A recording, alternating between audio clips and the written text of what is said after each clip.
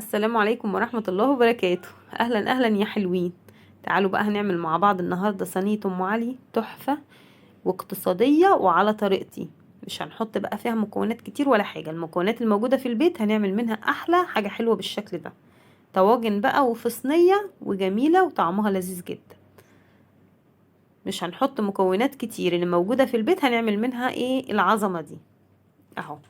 قبل ما نبدأ كده نصلي على الرسول ونقول عليه الصلاة والسلام. ولأول مرة يشوف قناتنا على اليوتيوب يا ريت سبسكرايب ولايك وشير للفيديو.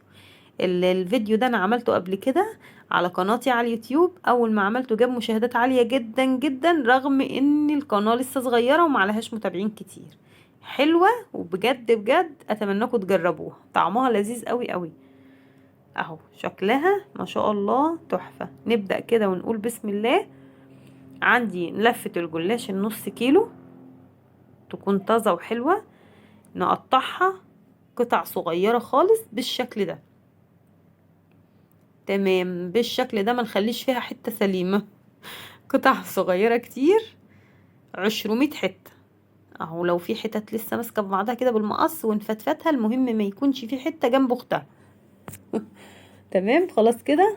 الله ليه الفيديو اتقلب، معلش بقى سامحوني. المهم هننزل بالجلاش ده في قلب الصينية بتاعتي وفرفته تاني بالشكل ده، مخليش فيه ورق جنب بعضه.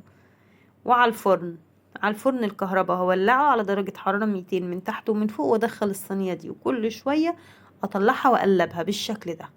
هتقعد لها حوالي ساعة. دي اصعب حاجة في الوصفة بتاعتنا دي، في الصينية دي، اللي هو تحمير الجلاش. بس في الاخر بيدي نتيجة هايلة وطعم جميل جدا. عندي بقى الجلاش بعد ما خلص خالص واتحمر وبارد تماما، بارد خالص اهوت. عندي بقى مكوناتي. عندي طبق مكسرات كبير كده، وعندي 2 كيلو حليب، وعندي السكر ونشا وسمنة، معلقتين 3 سمنة بلدي كده، وعندي كيس كريم شانتيه وكيس فانيليا. تمام كده. وممكن نستغنى عن الكريمة خالص، مش مهم، بس هي بتدي تيست حلو او طعم مميز. تعالوا بقى في حلة هنزل باللبن بتاعي 2 كيلو، واحطه بس ايه يغلي اهو. ادي كيلو وادي التاني، وارفعه على النار.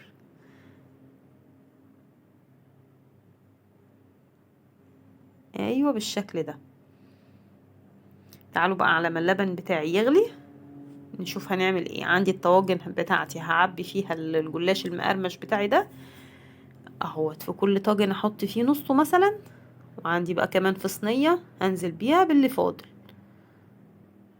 يعني تكون مثلا المسافة نص الصينية. احط نص الصينية جلاش بالظبط، او اعلى من نص الصينية شوية، عشان لسه ما نحط عليها بقى المكونات التانية تبقى الصينية ايه مظبوطة. خلاص انا عملت كده. تعالوا اللبن داخل على غليان اهو بالشكل ده. هحط عليه السكر.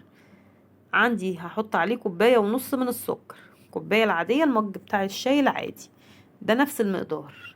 اللي عايز يزود سكر عادي، واللي عايز يقلل عادي. ده السكر المظبوط، كوباية ونص على 2 كيلو. عندي بقى كوباية، نص كوباية من الحليب هنزل عليها بكيس الكريم شانتيه بتاعي او معلقتين كبار، وادوبهم كويس قوي في الحليب، وانزل على اللبن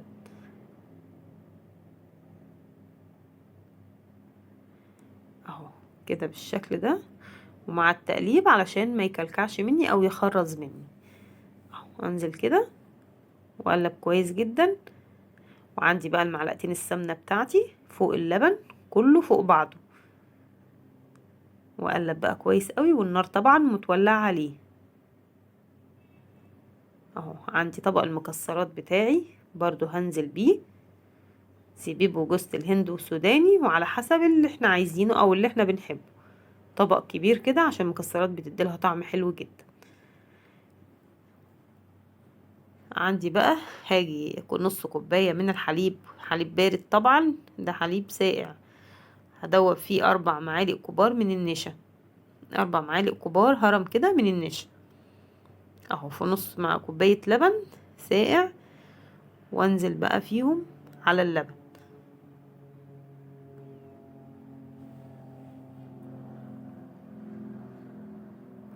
خلاص كده زي الفل.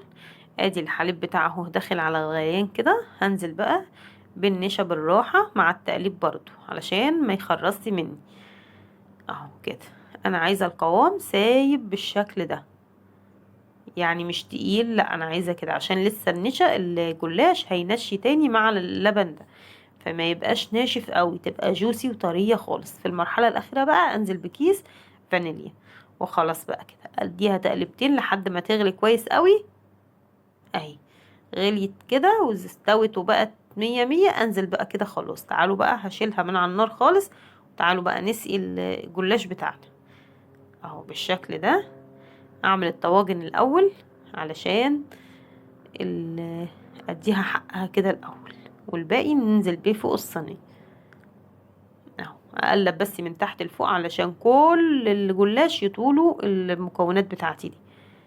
اعمل بقى التاني. ما شاء الله ورقه جلاش و2 كيلو من الحليب عملوا صينيه كبيره اللي انتوا شايفينها دي، والطاجنين الحلوين دول اهو. الباقي بقى هنزل بيه فوق الصينيه مره واحده كده بالحله واريح نفسي اهو كده. اقلب بس كويس من تحت لفوق كده علشان طبعا كل الجلاش يطوله. بصراحة طعمه حلو قوي قوي قوي بالوصفة دي، جميلة. ولا نعمل بقى رقاق ولا ام علي اللي هي الجاهزة العلب دي، والله ده اطعم بكتير بكتير من كل الطرق دي اهو كده. خلاص سويت الوش وزي الفل كده. انا مولعة الفرن بتاعي على درجة حرارة 200 من تحت ومن فوق، وادخلهم هياخدوا 5 دقايق بالظبط، ياخدوا وش بس من فوق. طبعا هي مستوية وكل المكونات بتاعتها مستوية. خلاص هتطلع بقى معايا من الفرن بالشكل ده، تحفة. شوف شكلها عامل ازاي، مغري بصراحة. هي المفروض نستنى عليها بقى تهدى وتبرد شوية، لا احنا مش هنستنى عليها، ناكلها سخنة كده طعمها لذيذ جدا وهي دافية. شوف شكلها حلو قوي اهو. تحسي كده جوسي، وطعمها المكسرات في طعمها حلو قوي في قلبها، حاجة كده تحفة، وما خدتش وقت طبعا.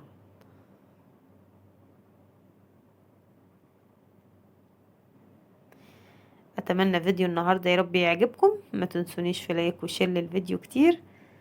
استودعكم الله واشوفكم في فيديو جديد. والسلام عليكم.